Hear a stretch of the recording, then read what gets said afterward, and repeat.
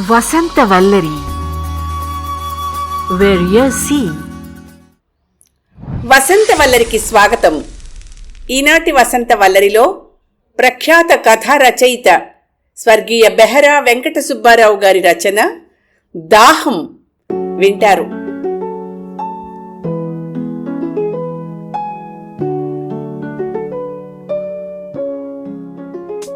జ్యేష్ఠమాసం మధ్యాహ్నం 1 గంట వేళ ఎండ నిప్పులు చెరుగుతోంది. కరెంట్ ఆగిపోవడంతో సీలింగ్ ఫ్యాన్ విశ్రాంతి తీసుకొందుకు ఉపక్రమించింది. కృష్ణమూర్తికి నిద్రాభంగం కలిగింది. లేచి కూర్చున్నాడు.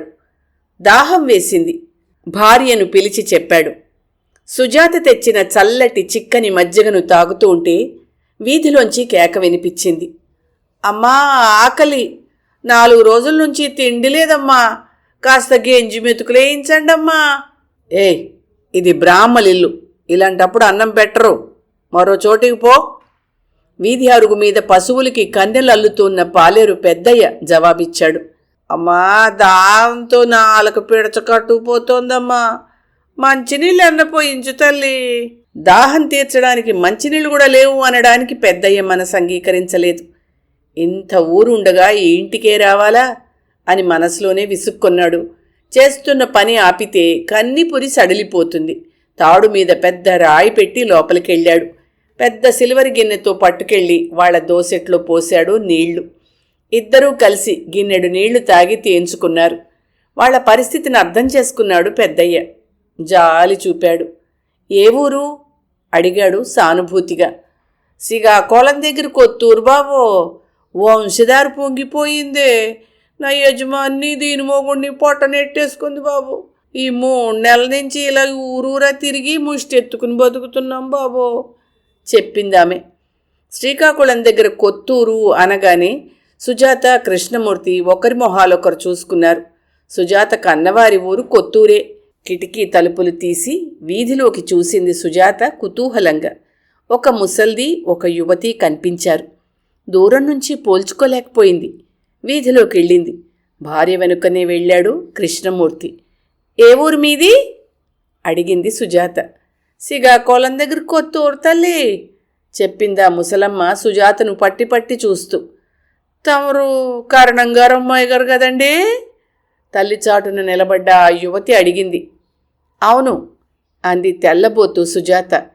వాళ్ళెవరైనది జ్ఞప్తికి తెచ్చుకోవడానికి ప్రయత్నిస్తోంది. ఆ ముసలమ్మ మొహం చాటంతయింది. మా కరణం బాబుగారు పొట్టా ఆప్యాయంగా చూస్తూ ఆశ్చర్యంగా అడిగింది. అవునన్నట్టు తలూపింది సుజాత. ఇది నా కూతురు అత్తమ్మమ్మ. ఓ రాత్రి పొలం కాపుకి మామ అల్లుడు వెళ్ళారమ్మా, మరి తిరిగి రాలేదంతే. వంశధార తల్లాళ్ళిద్దరినీ పొట్టనెట్టేసుకుంది. మమ్మల్ని అనాథల్ని చేసేసింది. ఊరూరా తిరిగి ముష్టెత్తుకు బతుకుతున్నాను తల్లి. కంట తడి పెట్టుకుంది ఆ ముసల్ది. అరుగు మీదకి రండి, ఎండగా ఉంది ఆదరంతో ఆహ్వానించింది సుజాత. వాళ్ళెవరో జ్ఞాపకానికి వచ్చింది. పెదరాజుగారి కమతంలో పనిచేసే కిష్టయ్య పెళ్ళం ముత్యాలు కదూ అడిగింది. అవును తల్లే, తవరు నీ ఊరిచ్చినట్టు మాకు తెలదమ్మా, ఊరూరు తిరిగి ఏడుకొచ్చాం అంది ముత్యాలు కొండంత ఆశతో. అన్నం పెడతాను, తింటారా? ఆ తల్లి కూతుళ్ల కళ్ళు ఆనందంతో మెరిశాయి. ఆ రోజు అక్కడే ఉండమంది సుజాత. ఏమండి, మన పని మనిషి ముసల్దైపోయింది, సరిగ్గా చేయడం లేదని అత్తగారు విసుక్కుంటున్నారు. ముత్యాల్ని కూతుర్ని మన దగ్గర ఉండమందావా, ఏమంటారు? ఆ రాత్రి భర్త అనుమతిని కోరింది సుజాత. భర్త మౌనం వహించడంతో మళ్ళా అడిగింది.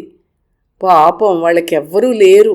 పాటేలకు అంబళ్ళు తీసుకెళ్ళడానికి ఇంటి పనులకి పనికొస్తారు, ఉండమందామండి బతిమాలింది. నాకేం అభ్యంతరం లేదు, పని చేయించుకునేవాళ్ళు మీరు అనేశాడు కృష్ణమూర్తి. కృష్ణమూర్తి జగన్నాథం గారి ఏకైక పుత్రుడు. జగన్నాథం ఆ తాలూకాకి పెద్ద భూకామందు. ఆ పైన పెద్ద కాంట్రాక్టులు చేస్తూ ఉంటాడు. మంచి పలుకుబడి గల మనిషి. కృష్ణమూర్తికి చదువు అబ్బలేదు. హైస్కూల్ చదువు పూర్తి చేయలేకపోయాడు. వయసొచ్చింది. తండ్రి మంచి సంబంధం చూసి పెళ్లి చేసేశాడు. కాంట్రాక్టు పనుల మీద ఎప్పుడూ క్యాంపులు తిరుగుతూ ఉంటారు జగన్నాథం. ఇంటి దగ్గరే ఉంటూ వ్యవసాయం పనులు చూస్తూ ఉంటాడు కృష్ణమూర్తి. తండ్రి గ్రామంలో లేనప్పుడు అప్పుడప్పుడు పట్నం వెళ్ళి జల్సా చేస్తూ ఉంటాడు. ఆ విషయం తెలిసినా తెలియనట్టుగా ఊరుకుంటాడు జగన్నాథం. కొన్ని నెలలు గడిచాయి. బాబో, పెదబాబు, అన్యాయం జరిగిపోయింది ఏడ్చుకుంటూ జగన్నాథం దగ్గరికి వెళ్ళింది ముత్యాలు. తాపీగా చుట్ట కాలుస్తూ వరండాలో వాలు కుర్చీలో కూర్చున్నాడు జగన్నాథం. తనకు జరిగిన అన్యాయం ఏమిటో తెలుసుకుని దానికి బాధ్యులైన వారిని శిక్షిస్తారన్న ఆశతో తన వద్దకొస్తోందని గ్రహించాడు. మౌనంగా ఆమెను చూశాడు. హైగోరు, ఘోరం జరిగిపోనాది బాబో. ఆయనకు దగ్గరగా ఎదురుగా నిలబడి ఉంది ముత్యాలు. జగన్నాథం తొణకలేదు, బెణకలేదు. నిదానంగా చూస్తూ ఉండిపోయాడు. ముత్యాలు వెనకే రత్తమ్మ తలొంచుకుని నిలబడింది. ఏం జరిగింది? నిదానంగా అడిగాడు జగన్నాథం. ఏం జరగడం ఏంటి బాబు? నా కూతురు బతుకు నాశనం అయిపోనాదే. దాన్ని పాడు చేశారండి శనబాబు గారు. స్వరం హెచ్చించింది ముత్యాలు. జగన్నాథం షాక్ తినలేదు. చేతిలో చుట్టని దూరంగా విసిరి రత్తమ్మ మొహంలోకి చూశారు. భయంతో కంపించిపోతూ తలంచుకుంది రత్తమ్మ ఏడుస్తూ. ఇలా చేస్తారనుకోలేదు బాబో. రాగాలు ప్రారంభించింది ముత్యాలు. దాహం వేస్తోంది, మంచినీళ్ళు పంపమంటే రత్తమ్మని తీసుకెళ్ళమన్నాను బాబు. తీరా గదిలోకి వెళ్ళాక ఇక చెప్పలేక ఆగిపోయింది ముత్యాలు. జగన్నాథానికి అంతా అవగాహన అయింది. మౌనం వహించాడు. అతని మౌనాన్ని ఆసరాగా తీసుకుని తిరిగి రాగాలు మొదలుపెట్టింది ముత్యాలు. ఇట్లాంటి ఘోరం తమ వంశంలో లేదు బాబో. చికాకు పుట్టి లేచి నిలబడ్డాడు జగన్నాథం. పెద్దింటోరు నీడనిచ్చారని సంబరపడ్డాం బాబు. కన్న బిడ్డ లాంటిది కాదు. చూడండి బాబు, భయంతో ఎలా కంపరమెత్తిపోతాందో. జగన్నాథం మొహం జేవురించింది. 6 నెలల బట్టి కడుపు నిండా తింటోంది కదూ. కండపుష్టి కలిగి కామం చెలరేగితే కంపరమెత్తుంటుంది. మంచినీళ్లు తీసుకెళ్లి సోయగాలు వలకపోసుంటుంది నీ కూతురు. ఆవుదూడ వెళ్ళి ఆబోతు ముందు నిలబడితే ఏమవుతుంది? అయ్యగారి మాటలకి ఆశ్చర్యపోయారా తల్లి కూతుళ్ళు. అలాగనకండి బాబు, నా బిడ్డ అలాంటిది కాదు బాబు. తమరు పెద్దోరు, పెద్ద మనసున్నోరు, జ్ఞానం ఉన్నోరు. విలవిల్లాడింది ముత్యాలు. గదిలో ఒంటరిగా అబ్బాయి ఉన్నాడని తెలిసి నీ కూతుర్ని ఎందుకు పంపావు? కుపితుడయ్యాడు జగన్నాథం. బాబుగారి ప్రశ్నకు అదిరిపడింది ముత్యాలు. ఇప్పటికే 2 సార్లు శనబాబు గారి గదిలోకి వెళ్ళింది బాబు. ఏనాడు ఇలా ప్రవర్తించలేదు శనబాబు. అవ్వా, పట్టపగల ఇంత ఘోరం చేస్తారనుకోలేదు బాబు. చూడు ముత్యాలు, దేహానికి ఎన్నో బాధలుంటాయి. మలమూత్రాలు విసర్జిస్తే దేహానికి హాయిగా ఉంటుంది. ఆకలి వేసినప్పుడు అన్నం తింటే తృప్తిగా ఉంటుంది.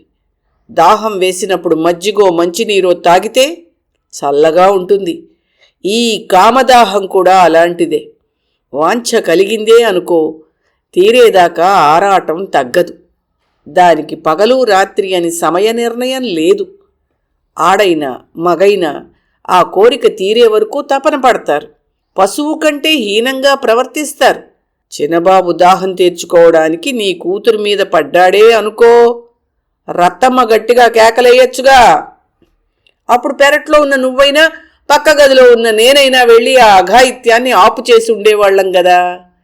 నీ కూతురికి ఆ వాంఛ అంతరాంతరాల్లో ఉండుంటుంది. వాడు ప్రోత్సహించాడు. దీని వాంఛ పైకుబికింది. ఇద్దరూ కాలంలో ఉన్నారు, కలిసిపోయారు, దాహం తీర్చుకున్నారు. ఏమంటావు? జగన్నాథం సమర్థింపు మాటలకి నిశ్చేష్టురాలయ్యింది ముత్యాలు.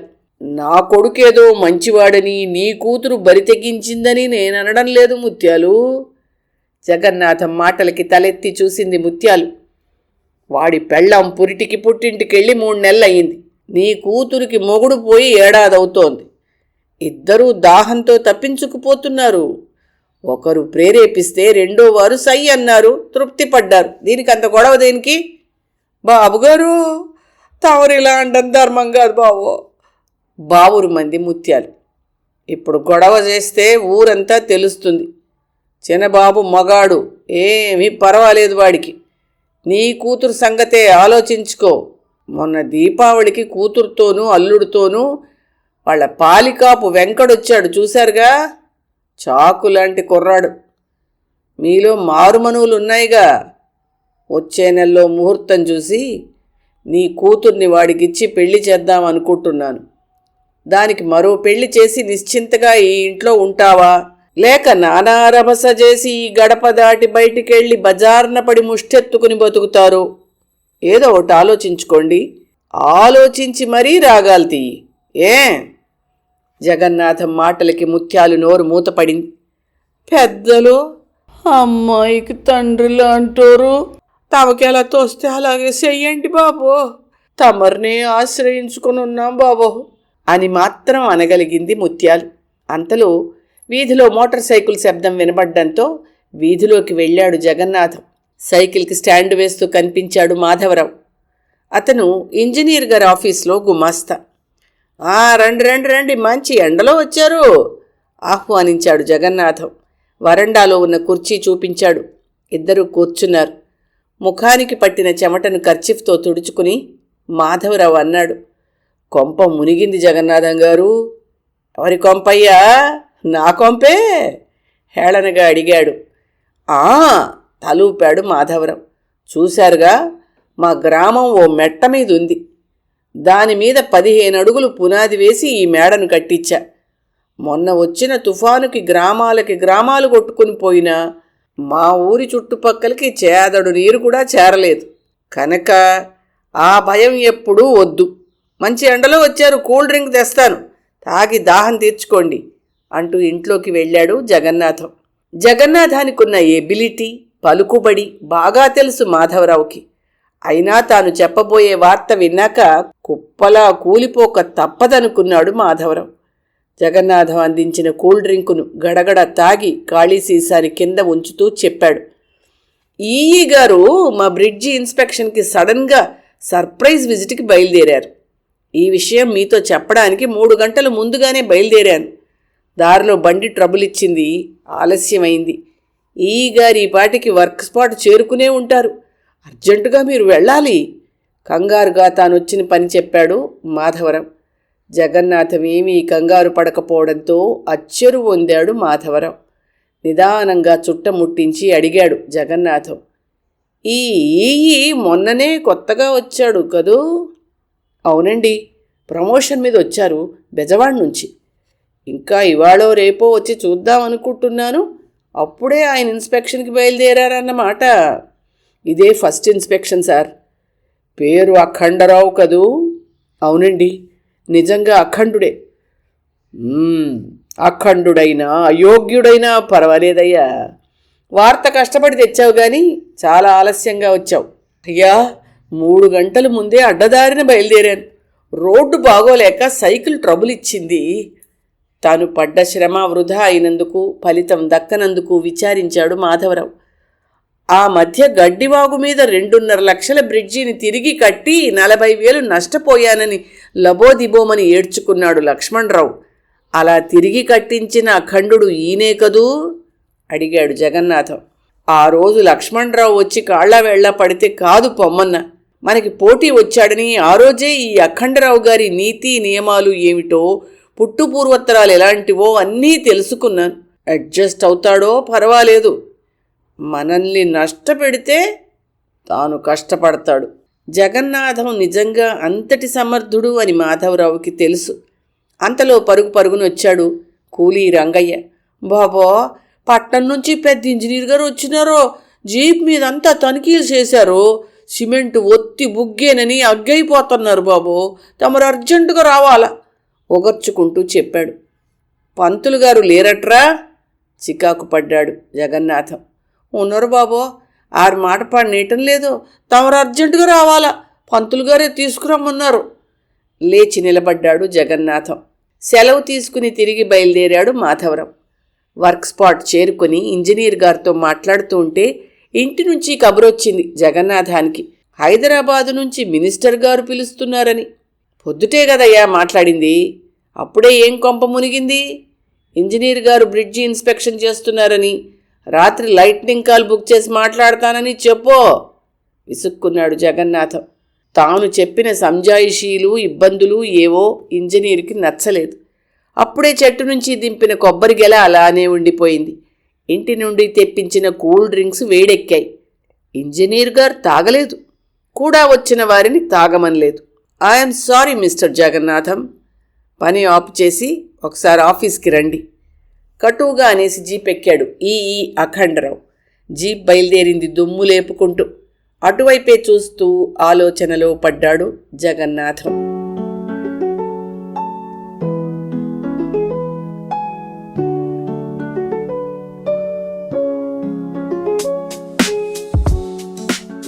జగన్నాథానికి ఆ చుట్టుపక్కలున్న 3 తాలూకాల్లోనూ పెద్ద పలుకుబడుంది.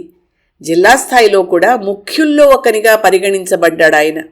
పోయిన ఎన్నికల్లో ఎమ్మెల్యేగా నిలబడమని అభిమానులంతా పట్టుబట్టడంతో ఇండిపెండెంట్గా నామినేషన్ దాఖలు చేశాడు.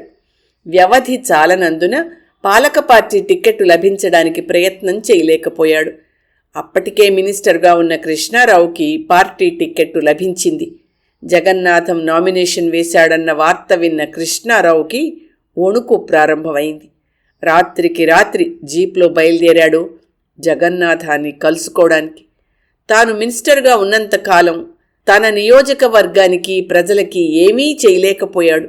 ఆ అసంతృప్తి ప్రజల్లో పేరుకుపోయింది.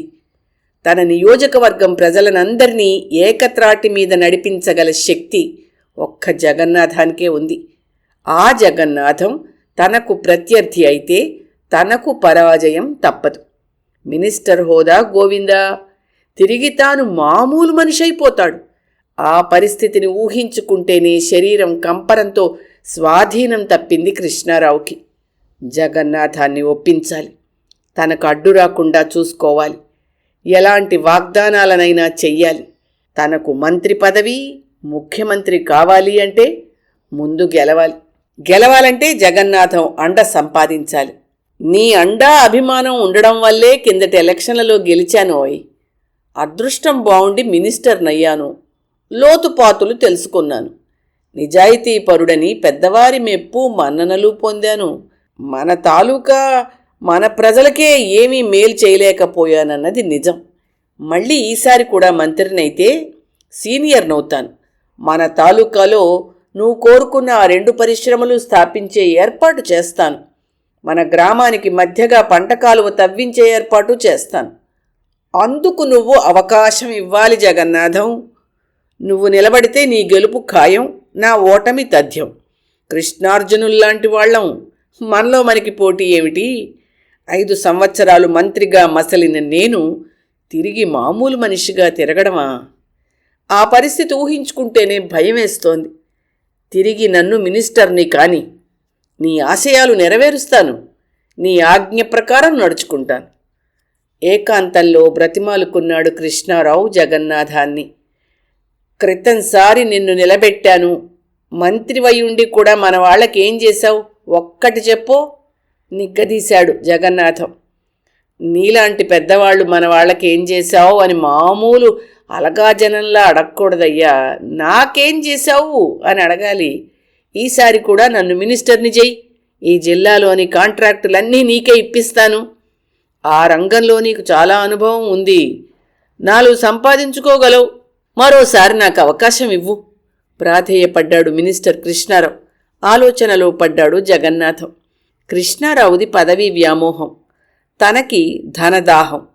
కృష్ణారావు మాటల్లో నిజం లేకపోలేదు. తనకు రాజకీయాలలో అనుభవం లేదు. మినిస్టర్ పదవిని కలలో కూడా ఊహించుకోనవసరం లేదు. తన వైపే తన అంగీకారం కోసం ఆశగా ఎదురుచూస్తున్నాడు కృష్ణారావు. సరే అనక తప్పలేదు జగన్నాథానికి. మళ్ళీ మినిస్టర్ అయ్యాడు కృష్ణారావు.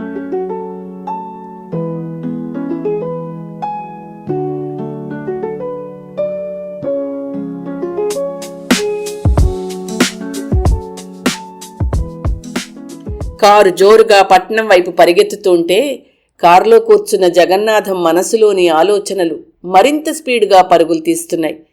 ఇంజనీర్ అఖండరావు గారి కుటుంబ విషయాలన్నీ క్షుణ్ణంగా తెలుసుకున్నాడు. ఆ మధ్య అమ్మాయికో సంబంధం చూశారు ఇంజనీర్ గారు. అబ్బాయి కాకినాడలో డాక్టరు. అన్నీ బాగున్నాయి. కట్నం దగ్గరే కుదరలేదు. వాళ్ళు 25,000 అడిగారు. 15,000 కన్నా ఎక్కువ ఇచ్చుకోలేనన్నారు అఖండరావు. సంబంధం కుదరలేదు. పెద్దబ్బాయికి మెడికల్ కాలేజీలో సీటుకి ట్రై చేశారు, దొరకలేదు. బీఎస్సీలో జాయిన్ చేశారు. వారికున్న ఆ 2 సమస్యలని తీరుస్తే తాను ఈ పెద్ద గండం నుంచి బయటపడొచ్చు. ఆయన డబ్బు తీసుకోరు. వారి సమస్యలు పరిష్కారం అయితే చాలు. తాను ఈ గండం నుంచి గట్టెక్కకపోతే చాలా నష్టపడతాడు. 1,50,000 ఖర్చయింది అప్పుడే. తిరిగి కట్టాలంటే చాలా నష్టపోవాలి. ఇంజనీర్ గారి బంగళా ముందాగింది కారు. ముందుగా కారు దిగాడు జగన్నాథం. కారు డిక్కి తీసి అందులోని బుట్టల్ని బయట పెట్టమన్నారు డ్రైవర్ని పంతులుగారు. ఆహాహా, అప్పుడే వద్దు వారించాడు జగన్నాథం. పంతులుగారిని డ్రైవర్ని కారులో ఉండమని చెప్పి తాను లోపలికి వెళ్ళాడు. 1.5 తర్వాత బయటకొచ్చాడు జగన్నాథం కళకళలాడుతున్న మొహంతో. కారులో ఉన్న బుట్టల్ని దగ్గరుండి ఇంజనీర్ గారింట్లో పెట్టించాడు జగన్నాథం.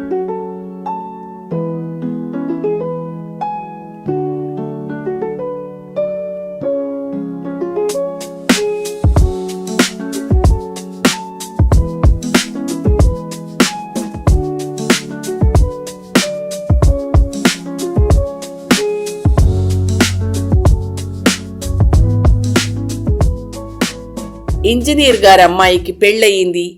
అబ్బాయికి మెడికల్ కాలేజీలో సీటు దొరికింది. ఆ గ్రామానికి పంట కాలువ శాంక్షన్ అయిందని సగర్వంగా ప్రకటించారు మినిస్టర్ కృష్ణారావు గారు. రత్తమ్మకి పెళ్లి చేసి అత్తారింటికి పంపింది ముత్యాలు.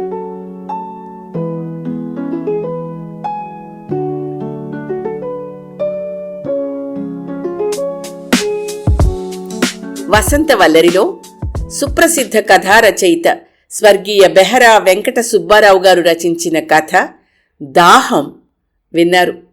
ఈ కథ 1985 జూన్ 28 నాటి ఆంధ్రజ్యోతి సచిత్ర వారపత్రికలో ప్రచురితమైంది. వసంతవల్లరిలో ఇవాల్టి కార్యక్రమం మీకు నచ్చిందని ఆశిస్తున్నాను. అందుకే లైక్ చేసి మీ మిత్రులకు బంధువులకు లింక్ను షేర్ చేసి మీ అమూల్యమైన అభిప్రాయాన్ని నాకు కామెంట్ బాక్స్లో తెలియచేయమని, వసంతవల్లరికి సబ్స్క్రైబ్ చేయమని విన్నవించుకుంటూ మీ వసంతలక్ష్మి అయ్యగారికి సెలవు. మరి థ్యాంక్ యూ.